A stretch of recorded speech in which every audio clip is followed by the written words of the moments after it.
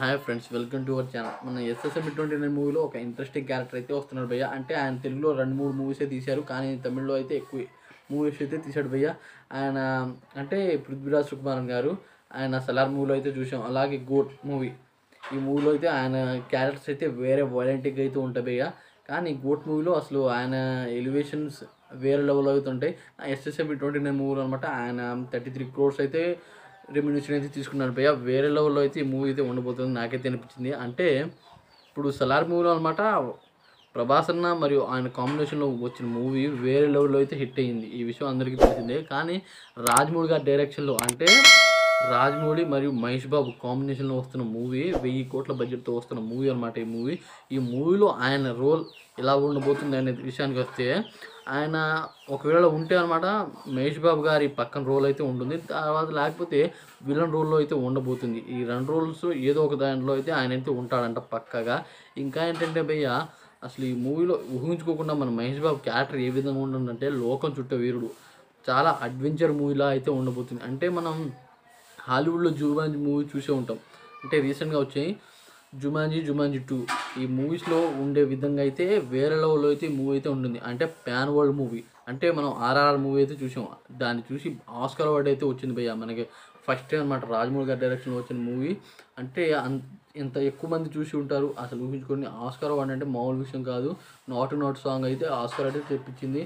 అలాగే భయ్య లోకం మొత్తం ఈ మూవీ కోసం రాజమౌళి గారి ఈ వీళ్ళ కాంబినేషన్లో వస్తే మూవీ కోసం అయితే చూస్తున్నారు భయ్య.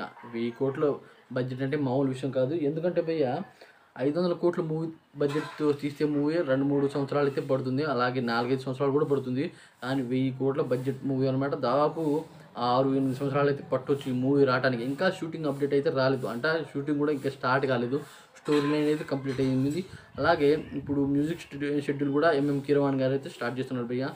అదే కాకుండా ఈ మూవీలో అసలు పృథ్వీరాజ్ సుకుమారన్ గారికి ఇయర్కి 2-3 crores అయితే ఆయన రెమ్యునేషన్ తీసుకుంటారు. కానీ ఈ మూవీలో అనమాట 33 crores అంటే వేరే విషయం, అది వేరే లెవెల్ అంతే. ఆయన రోల్ ఎలా ఉండబోతుందో మరి మన మహేష్ బాబు గురించి చెప్పనవసరం లేదు. ఆయన ఏ మూవీ తీసినా సరే వేరే లెవెల్లో అయితే బ్లాక్ బస్టర్ అవుతుంది. అంత క్రేజ్ ఉన్న హీరో అనమాట. ఆయనకి ట్విట్టర్లో ఉన్న ఫాలోవర్స్ వేరే లెవెల్. అంతే, ఆయనకున్న ఫాలోవర్స్కి అసలు ఏ మూవీ అయినా బ్లాక్ బస్టర్ ఇంతలా ఫాలోవర్స్ అయితే ఆయనకైతే ఉన్నారు భయ్య. ఇంకా ఏంటంటే అసలు మనం ఊహించుకోలేము. ఎందుకంటే రాజమౌళి గారికి ఆర్ఆర్ మూవీ వల్ల అంటే మల్టీలో అయితే తీశారు రామ్ చరణ్ మరియు ఎన్టీఆర్. అంటే ఎన్టీఆర్ క్యారెక్టర్ రోల్ చాలా తగ్గించారు, డైలాగ్ తక్కువ ఇచ్చారని ఫ్యాన్స్ మధ్య రాజమౌళి గారికి చాలా ఎక్కువ బ్యాడ్ కామెంట్స్ అయితే వచ్చాయి. అవన్నీ పట్టించుకోకుండా కూడా ఈ మూవీ ఒప్పుకున్నారు, మరి తీస్తున్నారంటే అసలు వేరే విషయం. రాజమౌళి గారి విషయం చెప్పాలంటే అదో రకంగా అయితే మన మూవీ అయితే ఉండబోతుందంటే వామ్మో, అసలు ఈ మూవీ ఎంత వస్తుంది ఎలా అంటే నాకు తెలిసి ఈ మూవీ దాదాపు 1 డే అంటే వరల్డ్ వైడ్గా అయితే రిలీజ్ చేస్తారని నాకైతే అనిపిస్తుంది భయ్య.